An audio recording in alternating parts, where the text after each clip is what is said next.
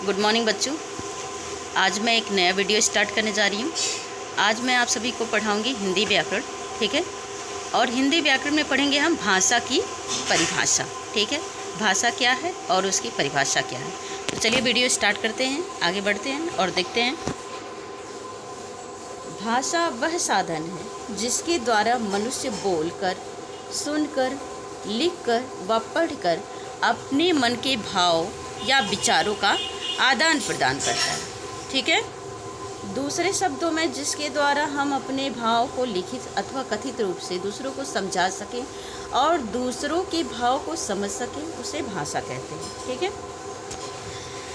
क्या कह रहा, भाषा वह साधन है, भाषा वह साधन है जिसके द्वारा मनुष्य बोलकर, ठीक है, बोलकर, सुनकर, लिखकर व पढ़कर अपने मन के भाव जो कि मन में भाव आते हैं, विचार आते हैं, उनका आदान प्रदान करता है, ठीक है। दूसरे शब्दों में जिसके द्वारा, भाषा वह माध्यम है जिसके द्वारा हम अपने भाव मतलब मन के भाव को लिखित अथवा कथित रूप से दूसरों को समझा सकें और दूसरों के भाव को समझ सकें, उसे भाषा कहते हैं, ठीक है। वैसे तो भाषा की परिभाषा को सीमित दायरे में हम नहीं बांध सकते, क्योंकि भाषा की जो परिभाषा है वह उसका रूप बहुत व्यापक है। जैसे भाषा विचार विनिमय का साधन है, भाषा विचारों के आदान प्रदान का साधन है। इस तरह से भाषा की कई परिभाषा हैं, ठीक है। तो सरल शब्दों में हम कह सकते हैं, सामान्यतः भाषा मनुष्य की सार्थक व्यक्तवाणी को कहते हैं। सार्थक व्यक्तवाणी, सार्थक मतलब जिसका कोई अर्थ निकले, जो अर्थ सहित हो, वह निरर्थक ना हो, ठीक है।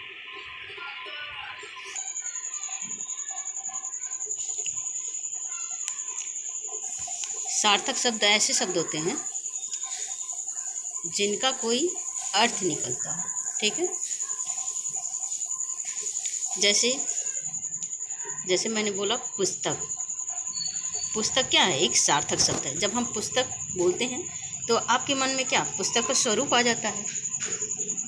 और पुस्तक के बाद मैंने बोला पुस्तक, तो पुस्तक का कोई मतलब है, पुस्तक बोल रहे हैं तो उसका कोई अर्थ निकल रहा है नहीं।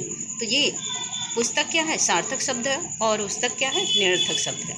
तो निरर्थक शब्द कोई भाषा नहीं होती है, ठीक है। भाषा सार्थक शब्द को ही क्या कहते हैं, भाषा कहते हैं, ठीक है।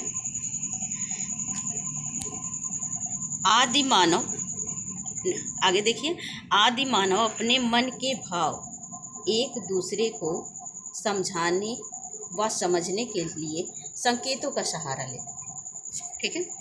आदि मानव अपने मन के भाव एक दूसरे को समझाने के लिए किसका सहारा लेते थे, संकेतों का सहारा लेते थे। क्यों? क्योंकि उनके पास अपनी कोई भाषा नहीं थी, ठीक है, उन्हें भाषा का ज्ञान नहीं था, परंतु संकेतों में पूरी बात समझाना या समझ पाना बहुत कठिन होता था, ठीक है, कठिन था। संकेतों के माध्यम से क्या, संकेतों के माध्यम से हम अपनी पूरी बात को नहीं समझा सकते। जैसे उदाहरण के लिए, जैसे आप किसी कारणवश आप बहुत प्रसन्न हैं, आपका मन बहुत प्रसन्न है, तो आप अपने चेहरे के हाव भाव से, ठीक है, चेहरे पे मुस्कुराहट लाके आगे वाले व्यक्ति को, आपके सामने जो व्यक्ति है या तो किसी को भी मतलब दिखा सकते हैं कि हाँ हम बहुत खुश हैं। लेकिन आप उस प्रसन्नता के पीछे, उस खुशी के पीछे क्या कारण है, उसको संकेत के माध्यम से नहीं बता सकते, ठीक है। आगे देखिए क्या लिखा है। आपने अपने मित्रों के साथ संकेतों में बात समझाने के खेल, डम्ब शो, कोई खेल है, एक खेल का नाम है डम्ब शो, खेले होंगे।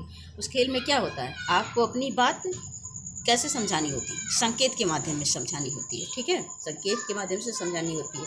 उस समय आप अपनी बात समझाने में बहुत कठिनाई होगी, उस समय आपको अपनी बात समझाने में बहुत कठिनाई होती होगी। लेकिन ऐसा ही क्या था, ऐसा ही आदिमानव के साथ होता था। इस असुविधा को दूर करने के लिए उसने अपने मुख से ध्वनियों को मिलाकर शब्द बनाना आरंभ किए और शब्दों की मेल से बनी भाषा, ठीक है। क्योंकि आदिमानव को संकेत के द्वारा बात करने में क्या होती थी, असुविधा होती थी। वह अपनी सारी बातें एक दूसरे को अच्छे से नहीं समझा पाते थे। इसलिए उनके मुख से जो ध्वनियाँ निकली, उन ध्वनियों को मिलाकर शब्द बनाने आरंभ किए और उन शब्दों के मेल से क्या बनी, भाषा बनी। शब्दों के मेल से वाक्य बने, ध्वनियों के मेल से शब्द बने, शब्दों के मेल से वाक्य बने और वाक्यों के मेल से क्या बनी, भाषा बनी। ठीक है। आप संकेतों के माध्यम से अपनी बात किसी को पूरी तरह से नहीं समझा पाएंगे। ठीक है। इसीलिए हमें मौखिक और लिखित भाषा का प्रयोग करना है। ठीक है, करना पड़ता है। इसलिए सांकेतिक भाषा को मानक भाषा नहीं माना जाता है। ठीक है।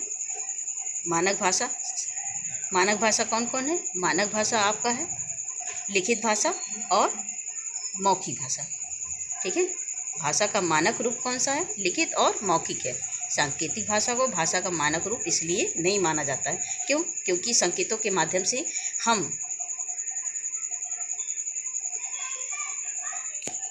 माध्यम से हम विचार विनिमय नहीं कर सकते। ठीक है।